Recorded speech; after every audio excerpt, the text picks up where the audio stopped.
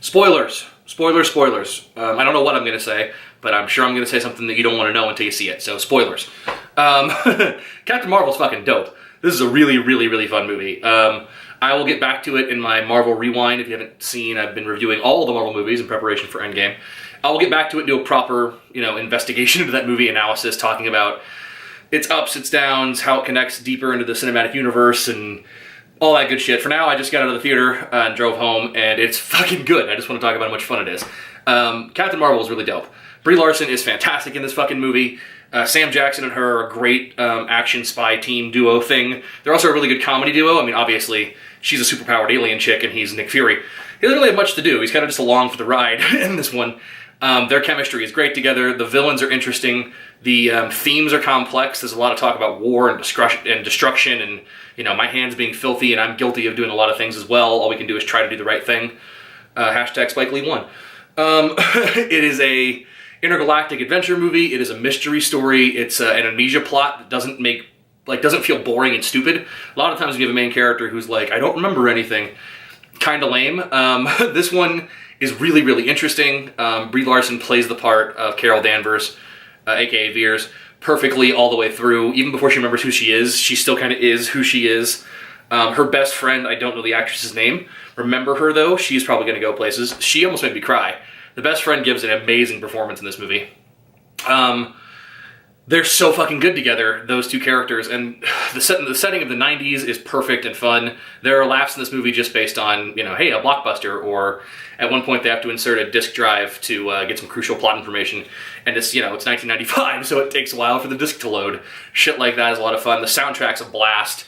There's a sequence near the end that's my second favorite needle drop in Marvel Cinematic Universe history, including the Guardians films. Obviously number one being Thor and Immigrant Song, but in this movie, towards the end, when Carol finally unleashes her abilities full on, she has a big fight scene and she's smiling the whole way through. It's like, oh my god, I can do whatever I want.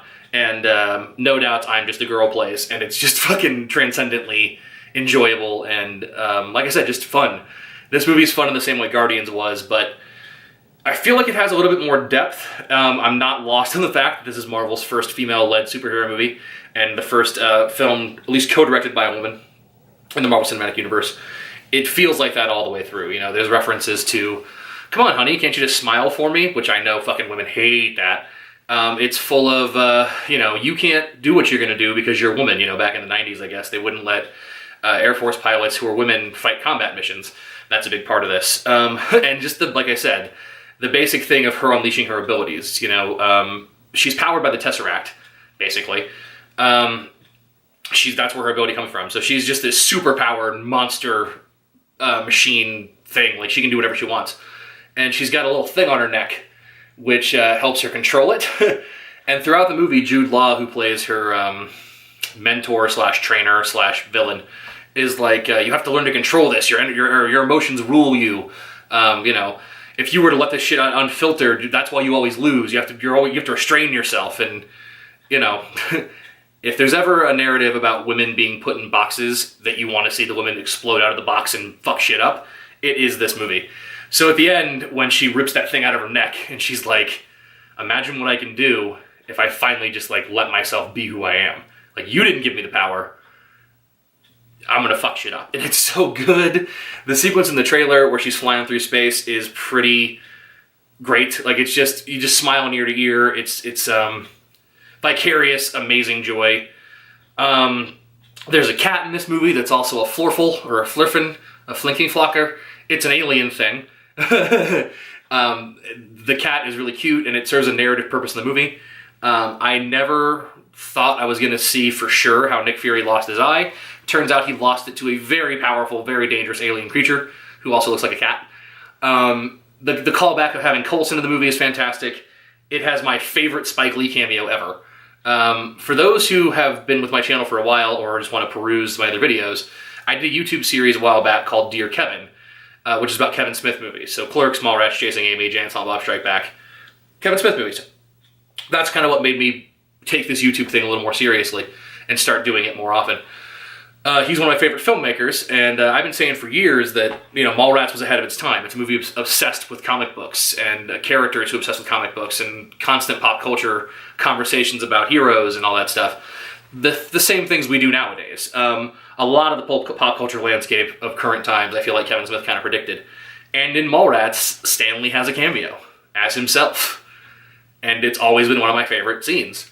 In this movie, which is set in 1995 and in Los Angeles, at one point, on a subway, or an elevated train rather, we see Stan Lee as himself holding a Mallrats screenplay and mumbling to himself, "Trust me, true believer." Like, he's fucking quoting lines from Mallrats. There's a Mallrats reference in a Marvel movie.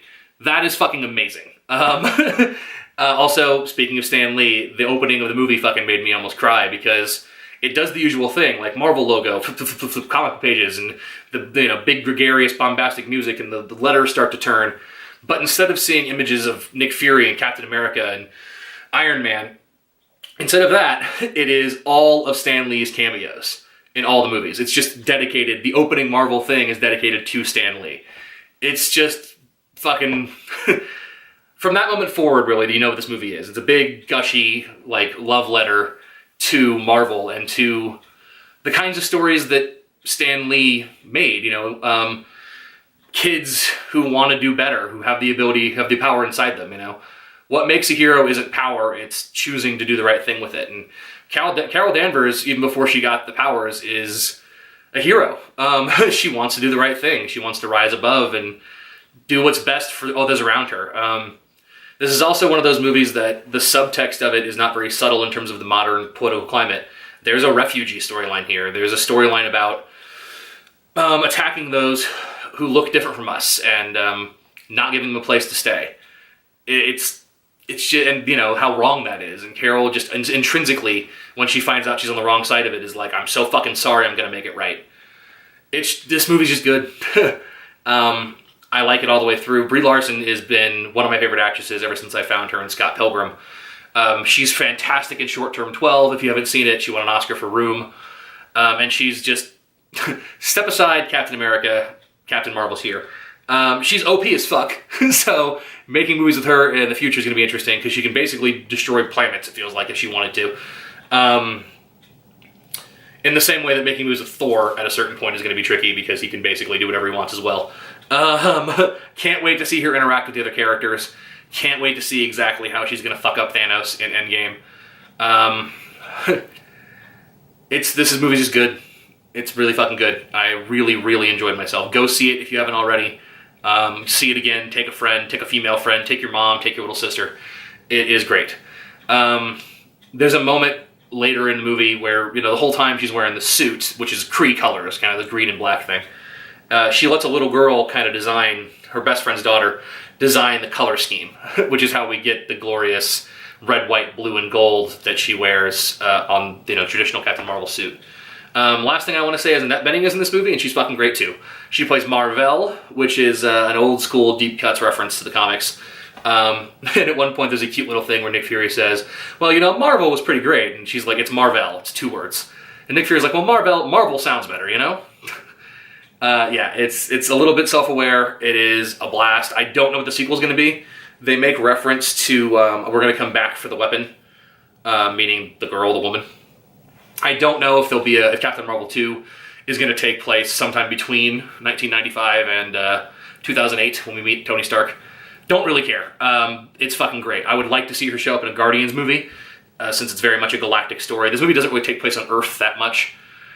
That's really, this is all, I'm just going to gush if I keep going and ramble and keep talking about individual scenes, so go see it. It is fucking fun as shit.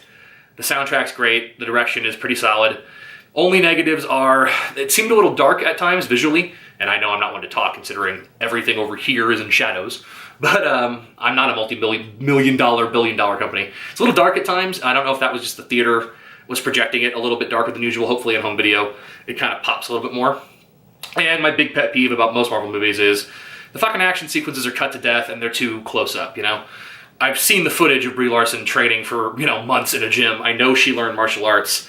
I wish that the camera would fucking pull back and turn the lights on so I can watch this actress pull off these amazing choreographed fight scenes. But other than that, the emotion's there, the characters are there. It is just a good flick. I'm definitely going to go see it again, probably twice, and you'll hear my more complete thoughts and how it all ties into the grander scheme later on episode whatever it is of Marvel Rewind before Endgame comes out. Thank you for watching. This is my first hesitant movie review in fucking ages. I do intend to do more. The idea is every movie I see in theaters from now on, I will come and do one of these for. Unless I totally missed the boat. Like, I haven't seen Glass yet, and if I do end up seeing it, I'm probably not going to end up talking about it, because that fucking thing came out 2 months ago and nobody cares anymore. So if I can try to be relevant to the conversation, then I'll try to say something about it. So go see it, tell your friends, like, share, subscribe, and please leave a comment if you like me, if you don't like me, and tell me what other stuff you'd like me to see in theaters, and I'll go watch it. Captain Marvel forever.